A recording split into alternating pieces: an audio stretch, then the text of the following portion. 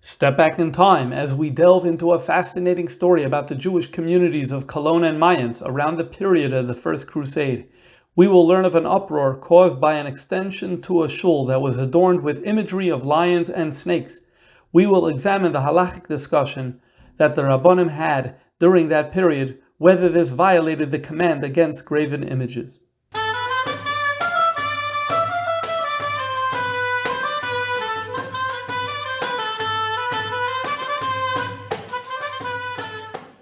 One of the popular important svarim that come to us from Ashkenaz, from the period of the Balei HaTosfos and the Rishonim, is the Sefer Ravya. The Sefer Ravya was authored by Reb Eliezer ben Yoel Halevi. His dates are roughly from 1140 to 1220.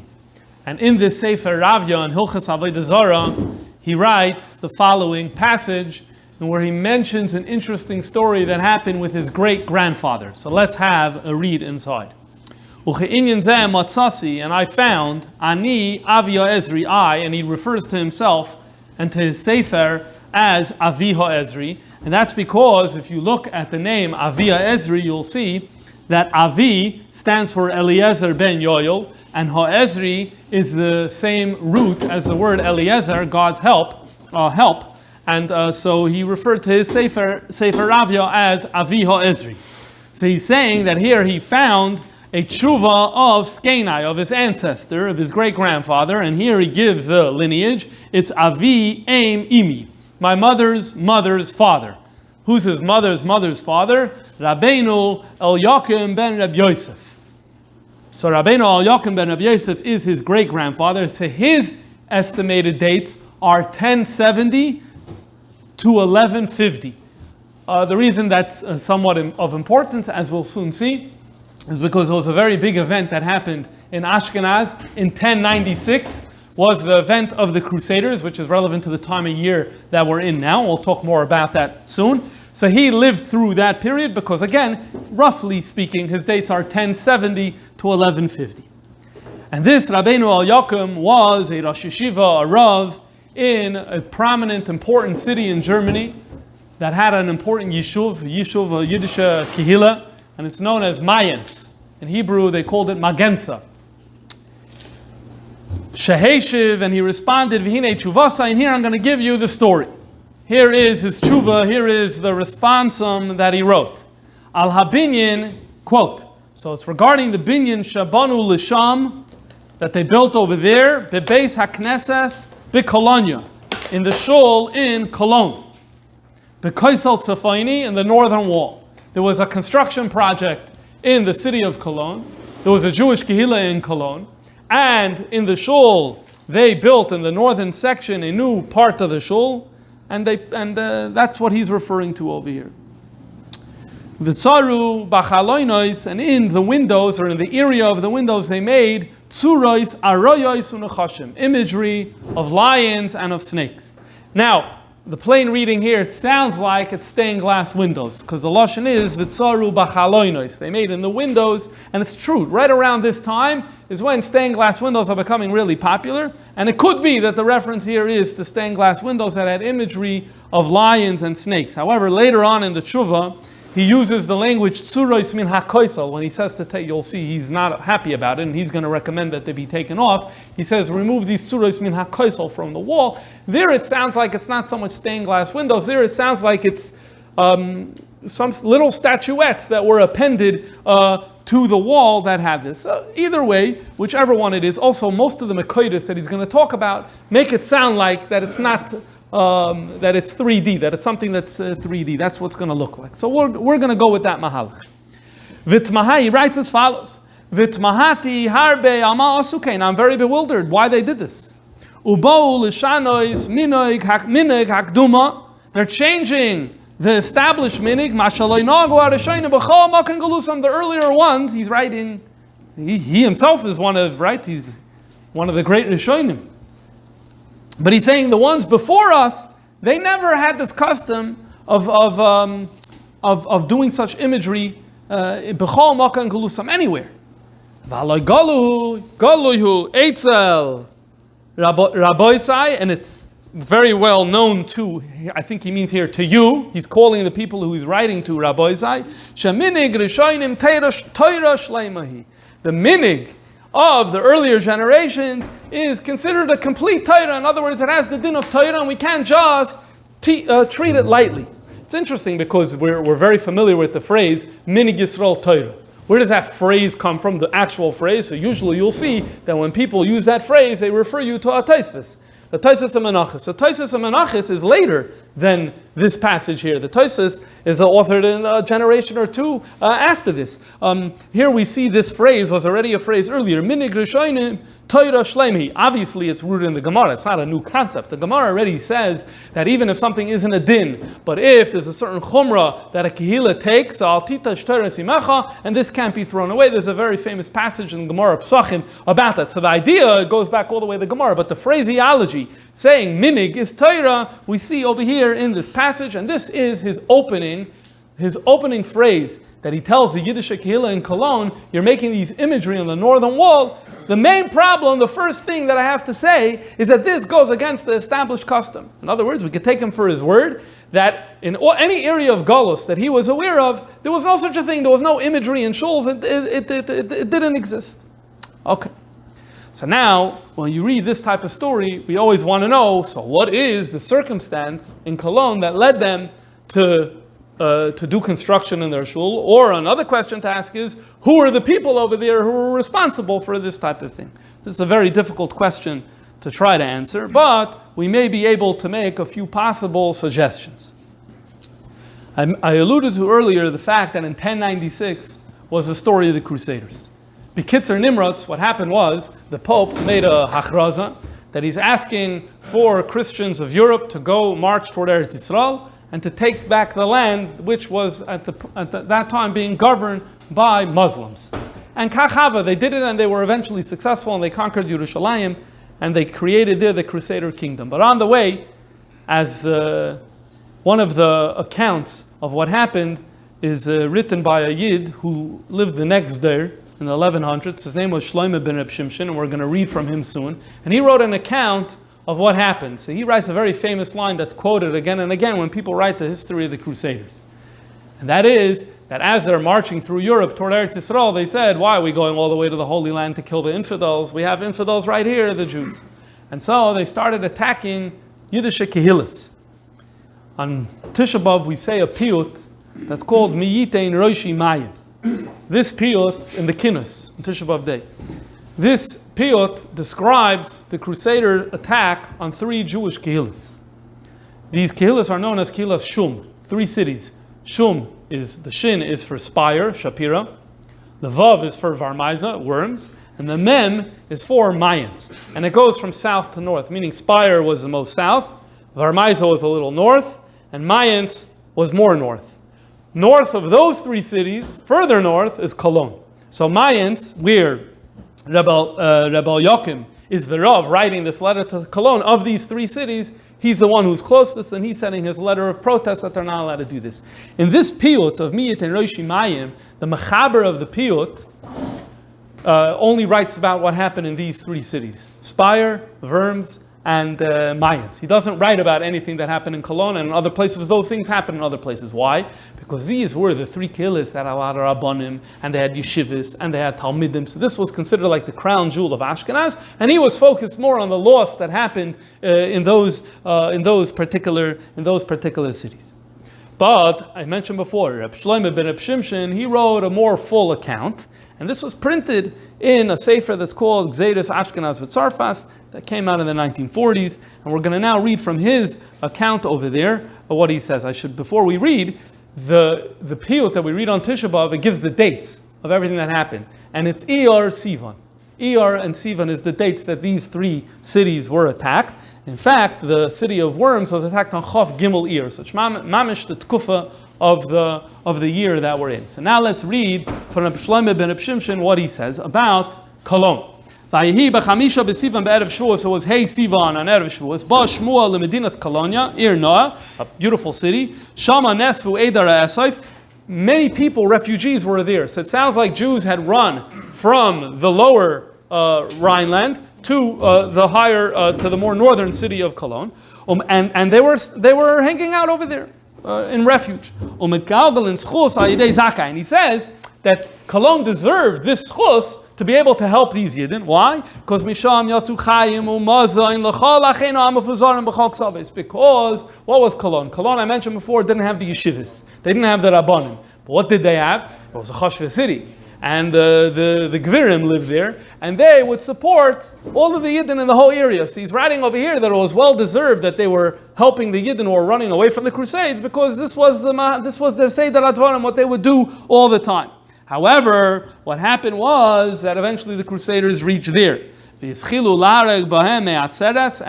they started murdering Jews there from Shavuos ad Ches B'Tammuz through Ches Tammuz. So this is a good few weeks of where there's persecution of the Yidden who are living there. And then he says, Vayishberu habatim, vayishlu shalo, vayavoizu voiz. So they're breaking the houses, they're taking loot, vayerzu as Beis HaKnesses, and they destroyed the shul. They took the Titus and they abused the Titus, and it says, and it happened on Shavuos, B'yom Nisinasa. The Sifrei Titus were torn and were burnt. But what do you see here? You see that the shul went through damage. Now the dates work out, so you could speculate, and some have speculated that maybe what we're looking at is a construction project that happened sometime behemshech to this onslaught on the Jewish community, and whether in 1096 or a little after in 1097 or in 1098, they want to rebuild the shul, and that's when they add this northern wall, and that's why somehow this northern wall is getting the imagery of the lions and of the snakes, which is bothering Rav Yaakov, who's unhappy about it. So that's one possibility of how to look at it. There is another possibility, and for that, and the other possibility will be that perhaps it did not happen in connection with the Hemshech after the Crusader persecution, but we may be able to know who are the people on the other side who the Rebbe Yaakov is corresponding with. And that's because in this same account from Rabbi Shlomo ben Reb Shimshon, he writes about what happened weiter. Here he writes that it was on the fourth day of Tammuz, it was a Friday, and the Crusaders came to a town called Ilna. There's a discussion exactly where this town is. But what's interesting about Ilna is that you had the Nedivim, meaning the generous supporters who lived in Cologne, they ran away and they were hiding in Ilna. And all of them were killed by the Crusaders. And then he says, one of them was the Parnas. Let's read this description together. Rosh Lekulam, Hanediv Shebenedivim. He was the top. He was the benefactor amongst all the benefactors. V'reish l'chalam edabrim, he was the chief spokesman. And his name was Rabbi Yehuda ben Rabbi Avram, and his descriptions, he's a yoyetz, and he's a chacham, and he's an honorable person. And then it says as follows, when all the Kehilas would come to Cologne for the market, Cologne hosted a market 3 times a year, and all the lower communities further south would come up to Cologne. He would speak in the shul, this Rabbi Yehuda, everyone had to be quiet. And everyone had to agree with him. They said, everything he's saying is right. So in other words, he's a shtickle dictator. This is a very interesting message here, that he comes from Shevet Dan. This could mean that he would say, and his family tradition was, that there's the lost tribe of Shevet Dan, and we come from them. We know that in the Middle Ages there were Jews who did come along and say, we came, we were with the Asaras HaShvatim in this secret place, and now we're here, and then they joined Am Yisrael. So either it means that, or somehow it means something else. Like, no, he traces his lineage back the regular way. But we know that even Bisman Abayis, there were Jews from all different Shvatim who were in the time of the second Beis HaMikdash who were there. It was primarily Shevet Yehuda, but maybe there was some remnants of some other Shvatim, and somehow he traced his lineage to Shevet Dan. But anyway, this is an interesting fact. Anyway, he's a Isha Munim, he's a Meifes Hadar, an amazing person. And then it describes how he would give himself over, dedicated, when his friends needed his help because they were going through a tzara. He was always there. He never harmed anyone. He was Ov L'Shamayim. He was Nechmad L'Brias. Okay. Now he was killed in the Crusader persecution we're learning in the summer of 1096. If you want to suggest, this is an interesting idea, if you want to suggest that this story happened before the Crusaders, which is possible, that this whole Maisa and the Shul happened in 1095, 1096, before the Crusaders, then at the very least we know who Rabbi Yochanan is writing to, because it's very clear from this description that he was the boss in Cologne. Everything went by him. When he spoke, he got up, he was the one who had the final say. In fact, so therefore I'm saying one of two things. Either we know who it is, possibly, or we know why. Either we know that the shul was destroyed in 1096 and so they said, hey, let's rebuild it. Or perhaps we don't know why the shul was being rebuilt. It was just a regular refurbishing of the shul. But maybe we know who the people were involved, and maybe it's this Reb Yudah ben Reb Avram. Now, before we move into, obviously the issue here is that Rabbi Yochanan was against this project, and he's going to make halachic arguments, and then there's other viewpoints, and we're going to get into that in a minute. But before we do that, I want to share an interesting idea. So there's a professor in Eretz Yisrael, who wrote a little bit about this. His name is Ephraim Shoyam Steiner, and he has a chap. I don't know. Sometimes I don't know if it's true, but it's geschmack. So I'm going to share it's a geschmack chap. And that brings us to this week's parsha. This week's parsha, we learn about how the Shvatim would dwell on the different sides of the Mishkan. And we also learn that they had a degel. And the Torah recounts exactly how the degel were. Now, if you read the Psukim, it sounds like there's only 4 degalim, because you have 4 sides, you have 3 Shvatim on each side, and each one had a flag, and that's the way the Psukim sound. However, the Medrash says as follows. Look at Bamidbar Rabbah, Parsha Beis, section 7, where it says as follows: Simonim hayu l'chol nasi v'nasi. Every single nasi had their own banner, a mappa, meaning their own flag, v'tzeva, on their own colors. And then it says, I'll call mappa o mappa, k'tzeva shalavonim tevesh hayu alibel shal. Every single flag had the color of their particular stone that was an Aaron's choshen. And then the Medrash says a very interesting claim. All of the countries that eventually adopted flags, they emulating the Jews for the Shvatim who did this. Mehem lamda hamalchos liyos oisin mapo tzava. It's a very unusual type of thing for the Medrash to say, but this is what it says. And then it goes and it lists every single one of the Shvatim. We're not going to read all of them. Let's go to Yehuda. For Yehuda, his stone in the Choshen was the Neufech. So the Medrash says, what color is that? That's bluish. So what was his flag? His flag was bluish, looked like the Shemayim. What was the image on his flag? An Aryeh. Why an Aryeh? Obviously, Gur Aryeh Yehuda. The Vayechi, Shevet Yehuda is linked with Aryeh, so it makes a lot of sense. Don had his own flag. What was the color? So his stone was a Leshem. And the Leshem is similar to a Sapir, which the Mefarshim say is a blackish type of color. And what was the image on his flag? It was a Nachash. Why? Because in Parshas Vayechi, he done Nachash. Don is compared to a Nachash. Okay, and this is what we're learning about in this week's parsha.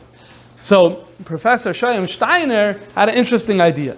He said, what's the 2 images that are being made in the shul over there? An Aryeh and a Nachash. An Aryeh is Yehuda. A Nachash is Don. What was this man's name? His man's name is Yehuda. Aryeh. And what Shevet is he from? He's from Don. So that's a Nachash. So he said, maybe it's this big macher in Cologne who's sponsoring the extension to the shul, if you go with the theory that he's alive and this is happening before the Crusaders. And he says, we're putting my symbols in the shul. And we do know that during the Middle Ages it was very popular to have a family symbol and a logo and things like that. And so it's an interesting idea.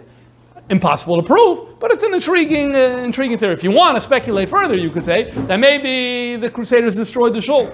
And they built the new wing, and then they said they want to do it l'zeicher, l'ili nishmasai, so maybe they did something like that. Who knows? There's no way to know. Okay, but anyway, let's now go into the halachic arguments and see why Rabbi Yochanan ben Reb Yosef is so upset. The first thing he said is it's against the minig. And sometimes that's like, when a Rav wants to answer something, that's sometimes the first thing they say. It's against the minig, and that's enough. However, he doesn't suffice with that. He says much more. The primary passage he begins with to say it's Aser is a Mechilta. The Mechilta in Parshas Yisro is stelling on the second Dibra, Loisasa Lacha Fesel, that a person should not make a graven image. Zok the Mechilta, Yochel Lo Yasa Lo Glufa. You would think that this only forbids making a protruding type of image. Avo yasa lo yatuma, if it's recessed, like oiske carved inside a stoner, then it's okay. So pesel tells me protruding is no good, and v'chol tmuna tells me recessed. This is a very long passage of Medrash. We're not going to read the whole thing. And where it starts saying, so then you would think this is okay. And then it comes says, no, it's not okay. You would think this is okay. And there's like 20 items. But let's read some of them. And he goes now to a pasuk in Parshas Eschanon, and he says, so you would think only a semel is a problem. A semel is, Mefarshim Taich here means a human.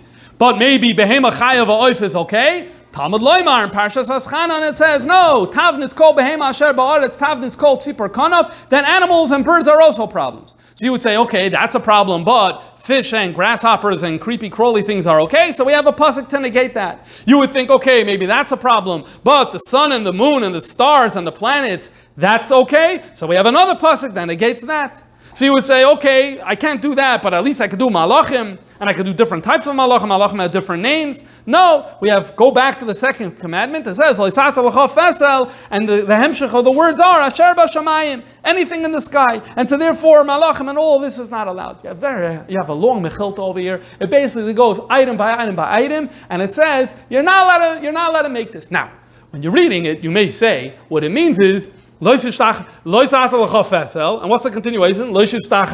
Don't bow them, don't worship them. But no, the Torah could have just said, don't worship them, don't bow to them. No, it says don't make them and don't bow to them. So El Yakim is teaching this mechilta is it's a standalone isser. There's one thing to worship idols. Then there's a standalone isser to make them. Why? It's an extra harchaka, an extra distancing. God wants to keep us really, really, really far away from Avodah Zarah. So we say, not only you're not allowed to worship, not only you're not about to such a thing, but you're not allowed to even make them, you're not allowed to even have them, and we have a full laundry list here of every single item from the highest levels, from malachim all the way down to the creepy crawly things that it's not allowed, whether it's recessed, whether it's protruding. This is completely yasser. As he says, Rabbi Yakim says, although you have good intentions, he's right.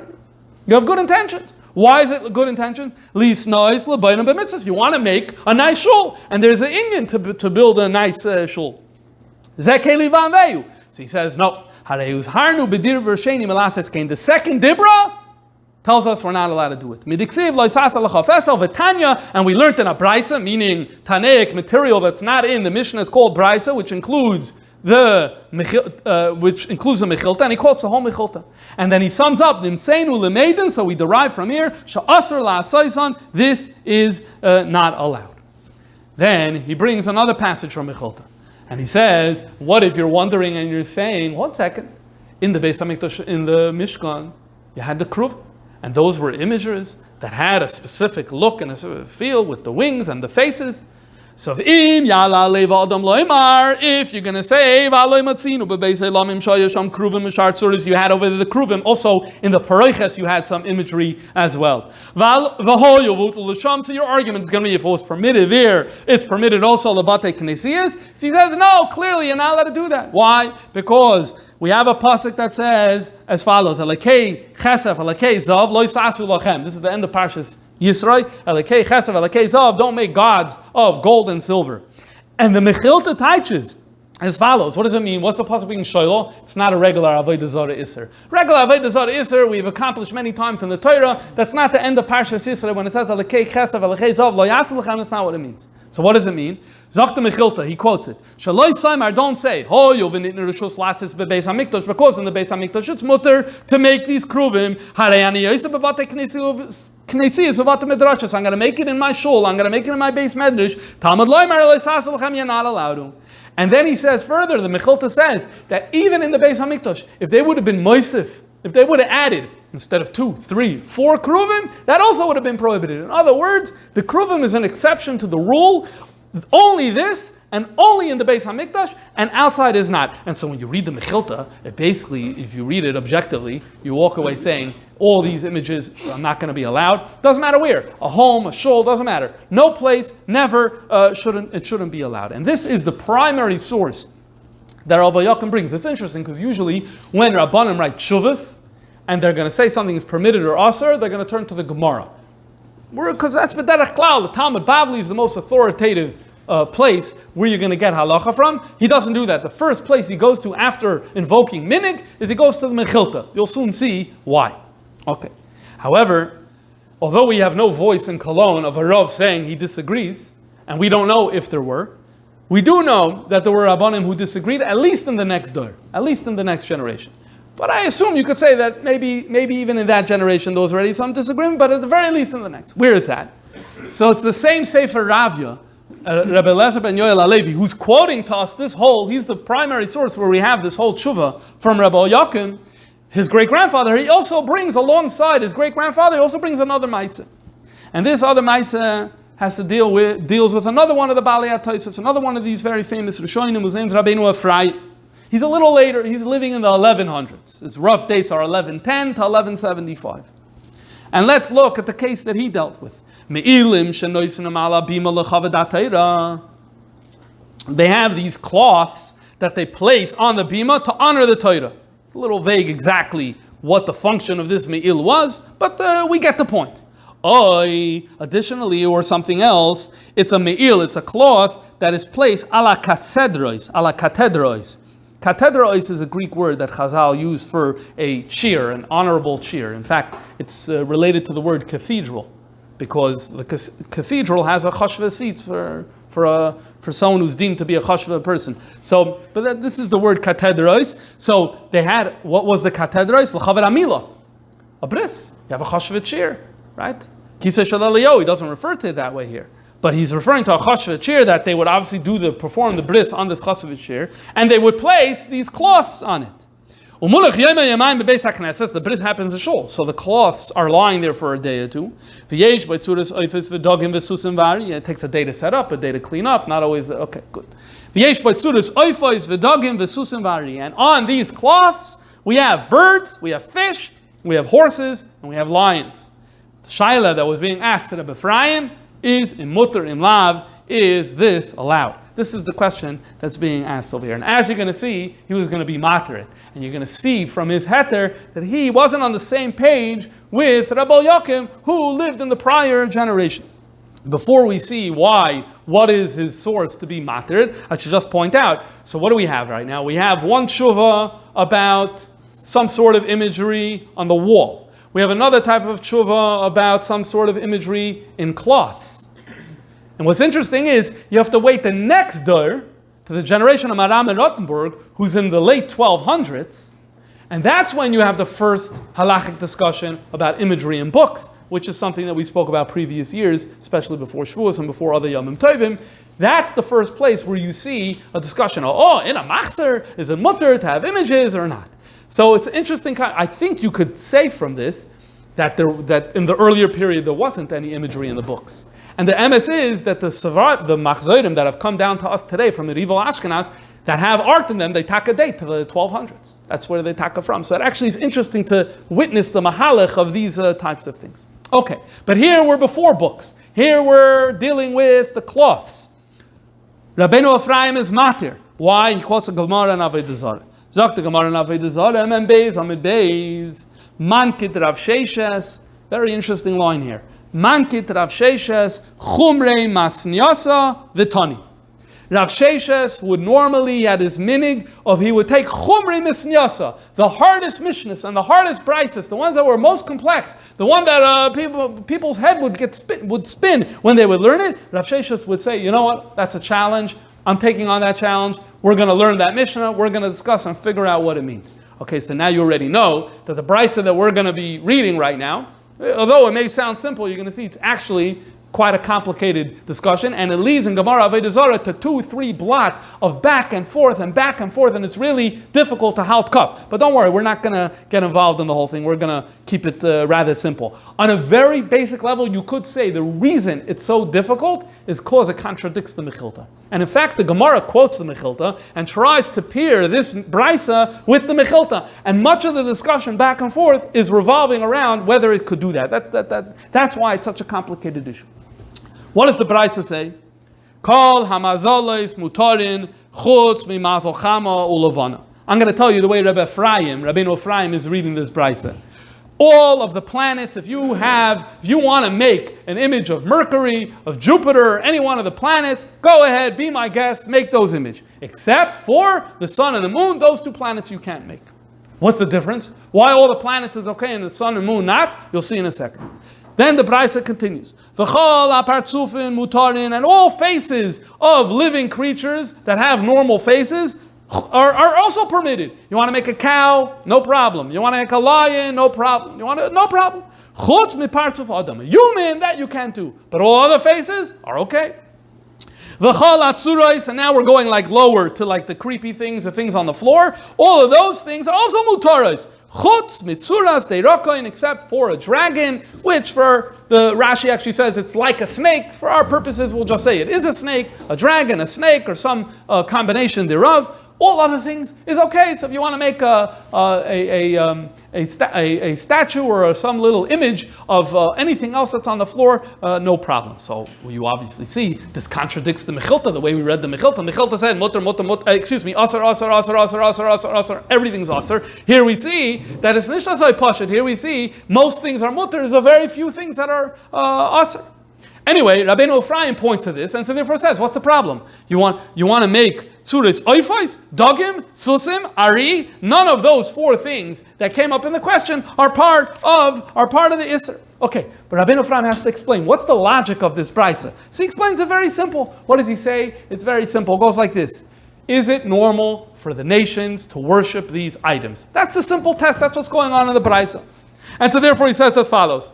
Planets, most of the planets were not worshipped, is what he's saying. This is his read. Now you can go look back in history and see whether this happened, not.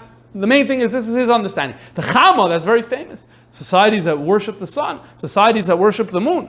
So therefore, if the society worships the sun and moon, so then we don't want a Yid to make it. Because if a Yid's going to make it and a Yid is going to have it, so all of a sudden, right, we could start saying, oh, you know what Yankel has? The language he uses is a chshad. What's the chshad? Why does Yankel have an image of the sun in his house? Isn't that a little weird? And people start talking about it. Even if nothing happened, people are talking about it. And people are like wondering, like maybe he's worshiping it in private or whatever. But that's only if it's normal for people to worship that type of thing, which is true for the sun and the moon, but it's not true for anything else. And then, that's in the Reisha of the Braisa. Then, for all other animals, what's the problem? Who worships animals? Adam? Oh, a human being? Yet, there have been societies that worship, like the Romans, their emperor was considered a god. The pharaohs, they were considered gods. Yes, so we understand that. So therefore, yeah, you don't want to have that type of image. And then what's the last one? Deirokoi, the snake is a problem. He's going to say, yeah, that too is worship. We'll soon see in a minute why. And therefore, and that's his understanding of what this Braisa is. And all of a sudden, we have a very, very different read of what is mutter and is asr. If you were reading the Mechilta, you're like, oh, we don't want any images. We're so disgusted by Avodah Zarah that we want to stay so far away that just cancel the whole image department. And when you see this Gemara, and I told you before that Rebbe Yochim doesn't start with this Gemara. He'll come to the Gemara in a minute. But his main thing is the Mechilta, because if you want to go for Isser, Mechilta is your best spot for Isser. If you want to go for Heter, which is what Rabbeinu Ephraim wants to do, the best spot for Heter is the Gemara, because the Gemara really says it's only a few things that are Asr, and the controlling principle for the Gemara is this something that's normally worshipped? Rabbeinu Ephraim then continues and says, now, maybe Shver, you may be wondering, what's this day? Who worships a snake? So he goes on to say, he always wondered, he always had this shaila. Then he said he found a sefer that was written by a chacham named Reb Shapsi. Reb Shapsi is Reb Shapsi Donalu, who lived in the 10th century in Italy. And he was a very famous Jewish, obviously, astrologer and astronomer and like a doctor into the sciences of the day. And he has a sefer. He has a few svarim that actually came down that have survived to this day. This passage, we don't know exactly where it is, but basically he writes about a belief. There was a certain society that believed that there's a certain imaginary line in heaven that is where the sun's path and the moon's path, something complicated that I didn't fully understand. And that it looks like a snake, the way it wraps around this way and the way it wraps around that way. And so there were societies that said that, there's astrology, right? The Mars could have influence on Earth and all the planets could have influence. So within the astrological model, that different planets have different influences. So they say that has the most influence more than anything, this imaginary line. somewhere up there. And then they say, and he says wrongly, because Reb Shapsi accepted astrology. But astrology is all b'yad Hashem. So it's like God is giving certain energies to certain planets to do certain things, right? But if they have a desire, they believe it's a koyach b'fnei atzma. And this imaginary line is also a koyach b'fnei atzma. And he says that's why it's called a nachash, and that's the deirokoin. The snake represents something heavenly. So it's not because it represents something on the floor, it's because it represents something heavenly. This is how Rabbeinu Ephraim explains what's going on over here. Which, therefore, we could say, yes, there is a machloikes, but the machloikes in Cologne is only about the lion, really. Because the snake could be a problem. Because even Rabbeinu Ephraim is quoting the Talmud Bavli, and the Talmud Bavli Taka has a problem with the snake. But Lagabe the lion, we see Taka there would have been another point of view. Now, we can do this all day, and that's the arguments back and forth.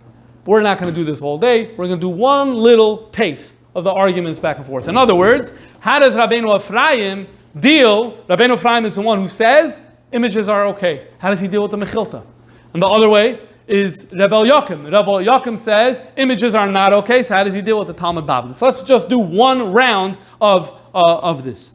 What does Rebbe Yochim say about the Gemara? He says if you read the Gemara really well, you see that there's different ways of reading it. There's Abaya's way of reading it, and there is Rava's way of reading it. We're going to focus on Rava's way. He thinks halach is like Rava's way. Rava teaches this whole braisa not about what you're allowed to make and not what you're allowed to have. Different thing. You're walking down the street and you find an item, and the shaila is, you can keep it and can you sell it and have anah from it. That's the whole discussion. And this is where the braisa says, most planets and animals you can keep. Except for a few. Why? Because those few, if you found it, it's a chash, it's Avodah Zarah. Avodah Zarah is asar ba'anah, so you can't touch it. But if it's not Avodah Zarah, there's asar ba'anah. If it's not Avodah Zarah, asar ba'anah, you can't keep it. You can't make it. A yid is not allowed to have these things. But go to the marketplace, make some money, and sell it. That's how he interprets the Gemara. And he says that if you read the sugya really well, you're going to see that's the right way to read it. That follows Rava's way. And again, this is where that sugya is a difficult sugya to read. On the other hand, Rabbeinu Ephraim does not tell us himself the Mechilta. He doesn't even quote the Mechilta. He just goes to the Gemara and he says that it's mutter.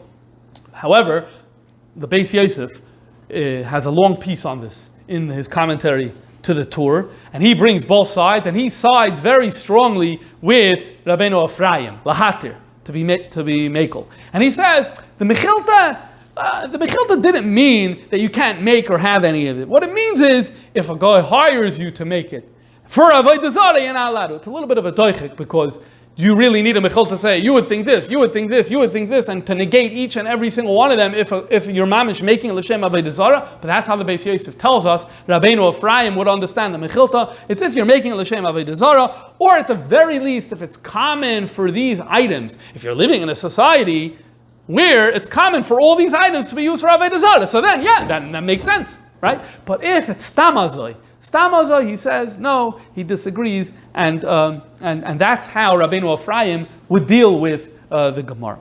Okay, let's continue along in our tshuva. We're still, Rabbeinu Yochim made a protest. So far, in summary, he said, it's against the minig, it's against the Mechilta. You have a Gemara, you're learning the Gemara wrong. That's only that it's mutar ba'anah. You could sell it, but don't keep it. That's what we have so far from Rebbe Yochim. He added additional problems that become unique to a shul. And he quoted the following Gemara. The Gemara in Brachas Taf Hey Amud Aleph says as follows: a person should not have a chatzitza between them and a wall when they're davening. Why? Because we learn from the story in Chizkiyahu that Yeshayahu Hanavi came to him and said, your end is near, and he turned and he davened to Hashem and he had rachamim and he was able to live. And we learned some dinim of davening from him, and one of the things he did is it says, Vayasev Chizkiyahu panav al akir. He turned his face to the wall and he davened. So here we learn that there shouldn't be anything between you and the wall. Okay, so very, very often this din isn't observed. But what he says is as follows. Now you're putting up on the wall something you can't. But here you're putting up on the wall other things. There's the wall, and now there's something protruding from the wall, these snakes and these lions. He thinks that that's, besides for the problem of the second commandment, you have a problem of a chatzitza between the wall and the person. Then he says another problem he comes up with. Gemara Baba Basra Daf Chof Hei Amid Bey says as follows: a person that wants a skula for becoming wise, haroitza sheyachkim yadrim, he should daven toward south. V'sheyashir, if he wants a skula for becoming wealthy, yatzpin, he should daven toward the north. V'simanech, what's the siman? Because the shulchan, which has the bread, which represents wealth, that was in the Heichal, was toward the north of the Mishkan, B'tzafin. And the menorah, which is light, which represents more wisdom and Torah and enlightenment, that's B'darim. And so therefore there is this skula that if a person davens towards north, it's good for Parnasam. Now, what's interesting, he says, he thinks that if it happens that a Jew wants to take this seriously and wants to daven towards north in order to have this skula, what's going to happen? He's going to be davening toward these items. In other words, like this: Cologne, if they're facing Eretz Yisrael, they're davening east or they're davening southeast, something like that. Okay, north, no one's davening toward north, but it seems to him, we don't see this today, it seems to him he could imagine that it could happen, it's not ukefrek, that a Jew would say, I know everyone is davening to Mizrach or Mizrach Darim, whatever the situation is, but I need a school for Parnasa, I'm going the other direction. And he thinks that that's a reasonable thing that would happen, which is, I find that fascinating. And so then he says, and you have a problem. What's the problem? The Gemara in Avodah Zarah says that if you have a thorn got caught in your foot, and you're in front of an idol, don't bow down to take it out, because it's going to look like you're bowing down to the idol. So now he says, I think you're going to have the same problem. What's the problem? The Yid who's facing Tzafin during his tefillas, he's going to be bowing, because that's what we do during Ashman Esrei, and it's going to look like he's bowing to these idols. And this is this is his additional problem that he sees over here. Now we come to the ending of his tshuva. The ending of his tshuva, let's read inside. He writes as follows, look at number 16. So therefore, my masters in Cologne, please, be careful about your honor and your dignity. Please, here's that phrase. Take the imagery off the wall. So you do not come to sin.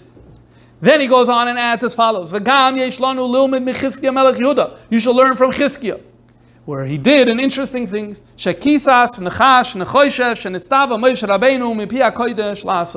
We learn in Sefer Bamidbar that Moshe Rabbeinu, during a plague, made a snake made out of copper, and during the plague, the Yidden, when they would look at this Hanachoshes, they were healed. Well, it turns out that during the time of Chizkiah, this was preserved throughout the generations. And this was being worshipped. You were worshipping it. You could understand why. First of all, Avodah Zarah is all around them. And secondly, look at the history of what happened to their ancestors when they were able to look at it and they had a refuah. So Chizkiah realized the problem, and what Chizkiah did is, the lashon of the pasuk is, Rabbi Yaakov quotes it, is v'chitas nechash hanechoshes asharas Moshe. He destroyed it. Because till that day, Jews were offering sacrifices to it. V'yikra loy, and Chizkiah called it Nechushtan. He just said, it's just a piece of copper. That's the Mefarshim say, Nechushtan, this can't do anything, it's just a piece of copper. But that wasn't helping, just calling it Nechushtan. So he took it and he destroyed it. Could you imagine? Taking Ma'aseh Yedei Moshe, this Nechoshes, and destroying it. In other words, he's saying, and in fact, the Gemara goes further. The Kaimalon, the Gemara says, that this wasn't a chiyuv. He didn't have a chiyuv to do it. Why? Though Jews were bringing sacrifices to it, it didn't become Avodah Zarah. It didn't need to be destroyed. Why? And it goes on to say, the Gemara says, because the pasuk says, Asei l'chasaraf. And Chazal darshan that the Eibush was telling Moshe when he made this copper snake, L'cha, he has to make it from his own property. And the rule is, Ein Adam Oisa Davar Shein Shaloi. I can't go and bow down to someone else's object and turn it into a Davar Aser. So this belongs to Moshe Rabbeinu. Yidden cannot turn it into a Davar Aser. And Afa became, even though it wasn't Min Adin, Chizkiah saw it's causing problems. What did he do?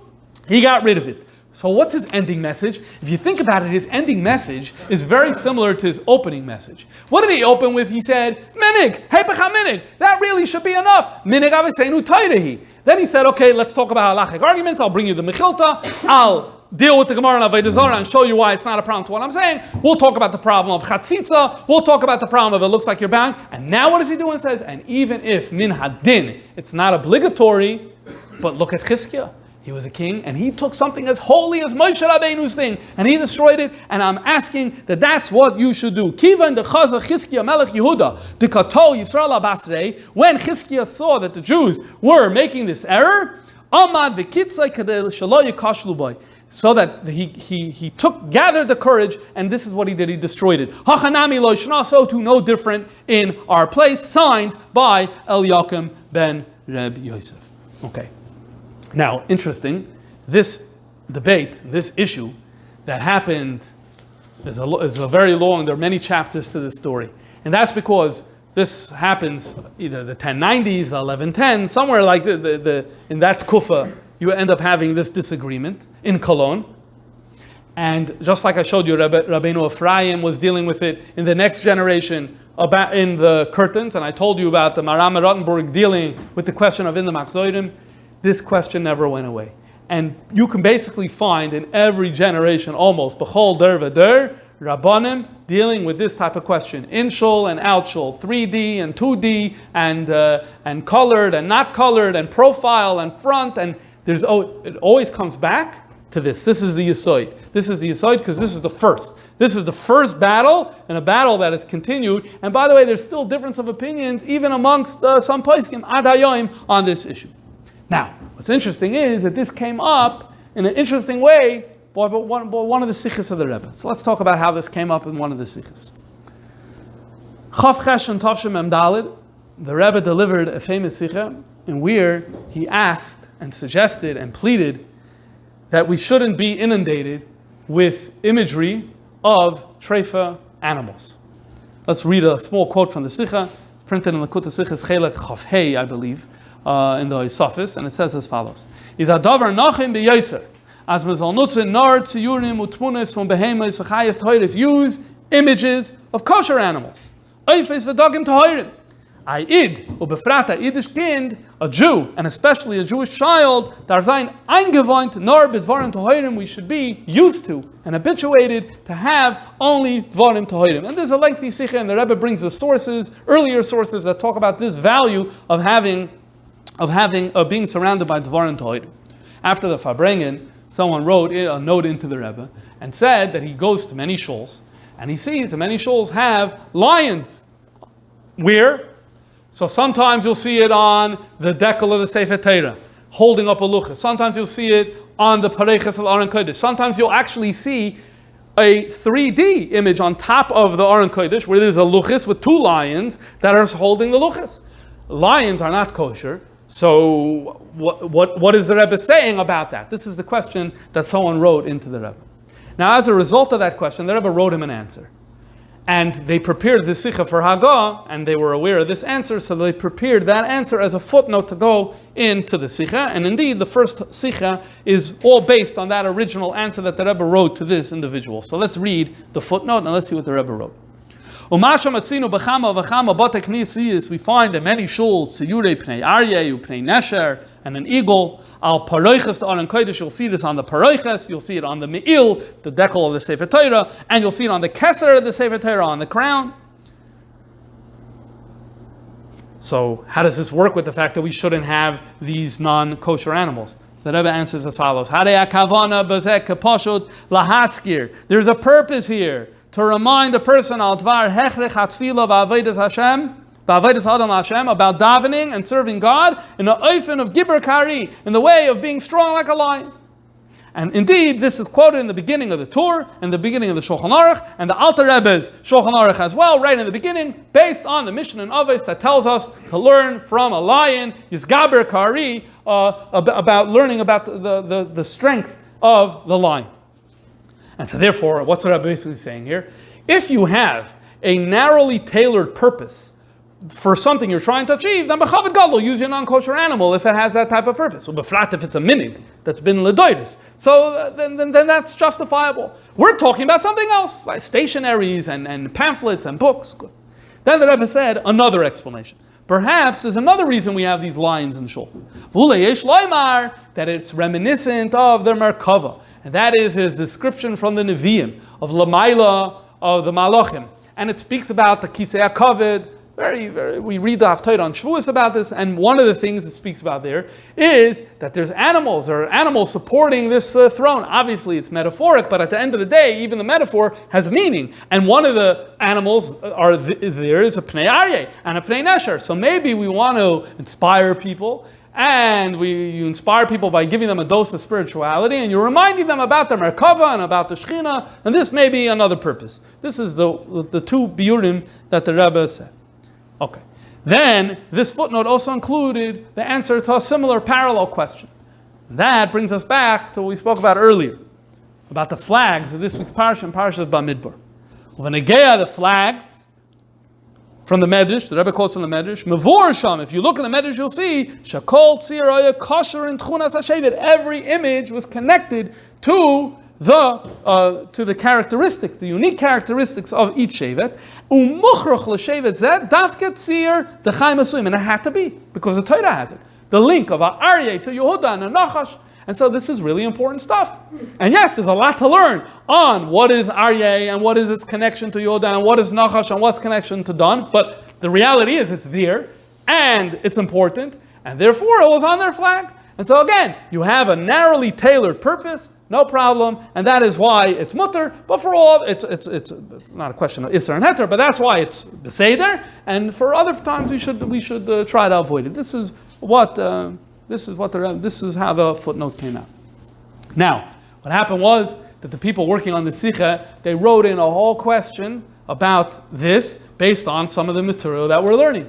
That is, hold on, there's a whole Shaila, there's a Bechal Mutter, and there's Deis to Eiser, and there's Deis Lahatir. So here we're writing that Arye's and Shuls are all great, and the Rebbe gave two reasons why Arye's and Shul are great. Well, what about this whole background conversation that's been going on in Judaism for 1,000 years? So they wanted to know, like, should we add, should we get involved in this? The Rebbe wrote that there's no real need to get into it, and as a result of that written correspondence with the Rebbe, there's a footnote to the footnote. So let's read the footnote to the footnote in number 19. I told you before that the Beis Yosef sides with Rebbe Ephraim, right? He pushes away the view that forbids. And the Beis Yosef concludes,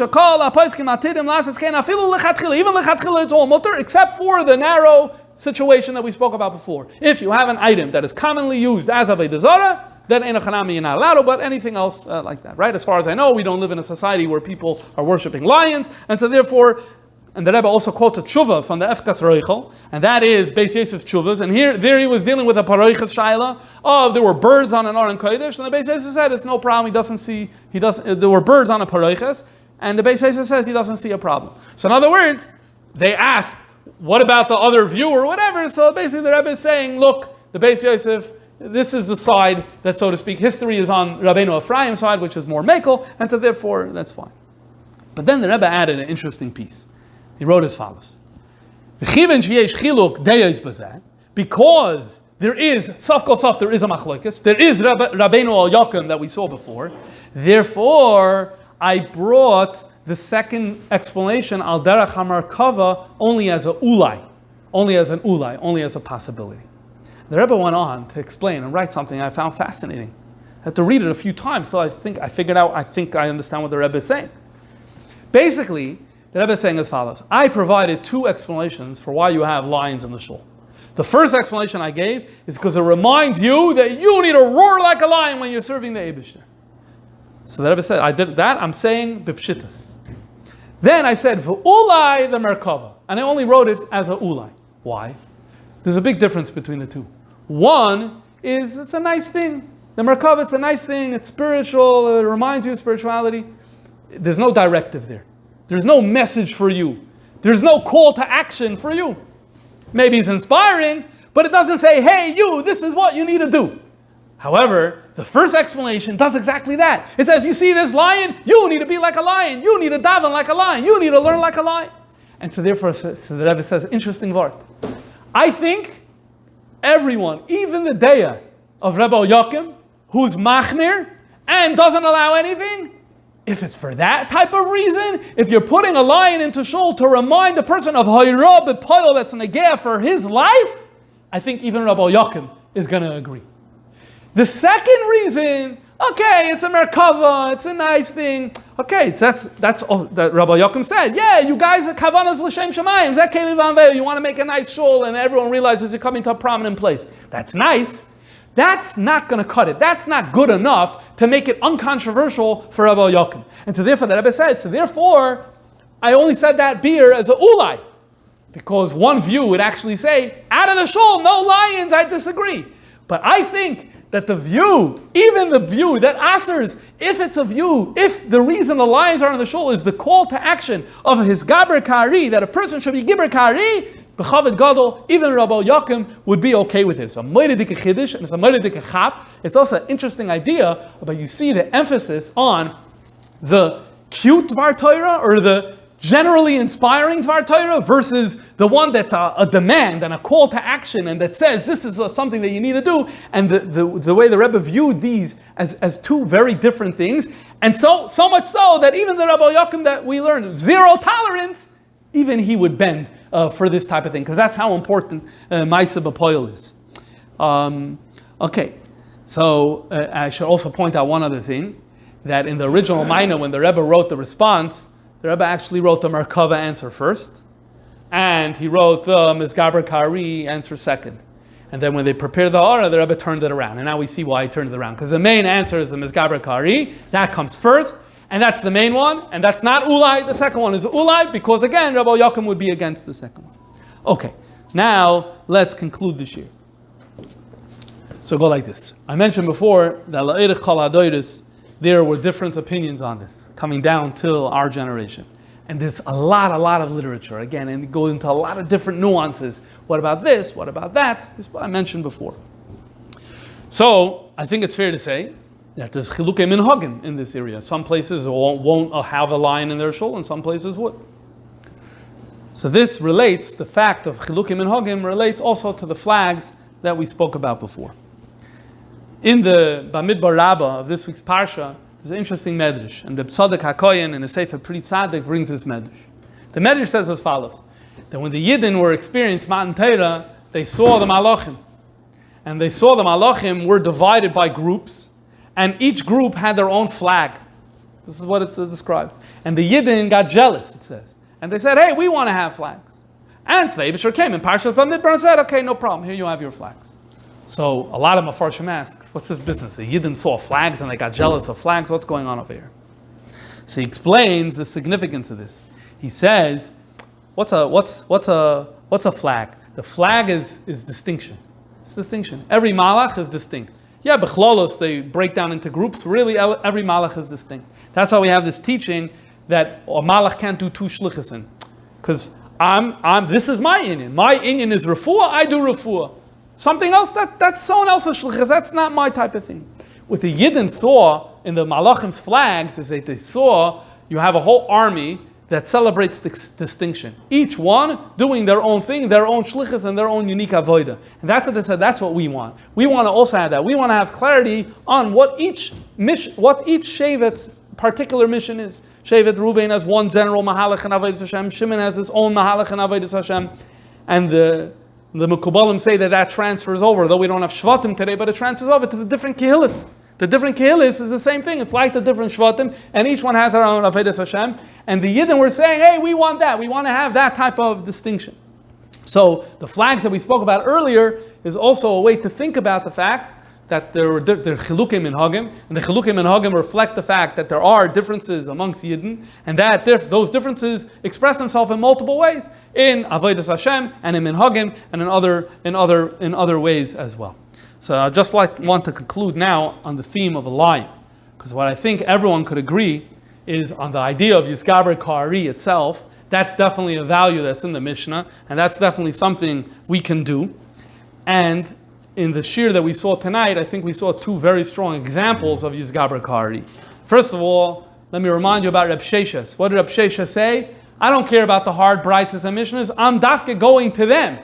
That's the courage and the strength of a lion, to go to those difficult passages and to try to tackle them. So like when it comes to Rambam, and we're going to be dealing with Hilchas Kiddush HaChodesh, we're going to do this, right?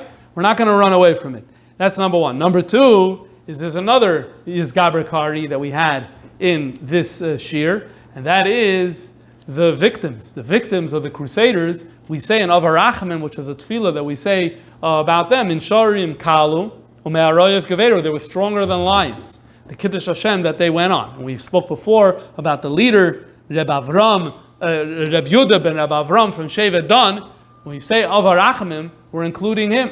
And we're including all his fellow Jews who, Min Sharim Kalu, Ume'arayas Geveru, Lases Retzoin Koinam. So I think the larger theme over here is to lionize. No, not lionize, but to become a lion. That's why we say